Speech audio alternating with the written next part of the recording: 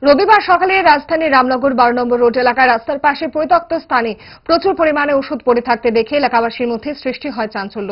দুর্গাচমনি কাঁচাখালী প্রচুর পরিমাণ ওষুধ কে বা কারা ফেলে দিয়েছে। যে ওষুধগুলি শিশুদের জন্য প্রেসক্রাইব করা হয় সেই ওষুধগুলির আজই মেয়াদ উত্তীর্ণ হয়েছে। এলাকাবাসীর অভিযোগ, বিভিন্ন আয়ুষ্মান স্বাস্থ্য কেন্দ্রে গেলে বলা হয় বাইরে থেকে ওষুধ কেনার জন্য। অভিযোগ, ওষুধগুলি বিভিন্ন জায়গায় বেআইনিভাবে দিয়ে দেওয়া হয়। পাশাপাশি মেয়াদ উত্তীর্ণ হলে এভাবেই ফেলে দেওয়া হয়, কিন্তু স্বাস্থ্য কেন্দ্র থেকে গরিব মানুষকে প্রয়োজনীয় ওষুধ দেওয়া হয় না বলে এলাকাবাসীর অভিযোগ। পাশাপাশি এভাবে উন্মুক্তভাবে ফেলে দেওয়া কোনো শিশুই এই ওষুধ মুখে দিতে পারে না, তাতেও বিপদ হতে পারে বলে তাদের আশঙ্কা।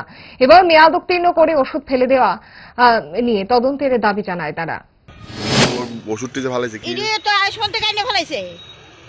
হ্যাঁ আমরা দিয়ে গেলে ওষুধ দেয় না, কিনে আনেন ফালাইছে গেলি ফালাইতে গেলে না তারা না জানে।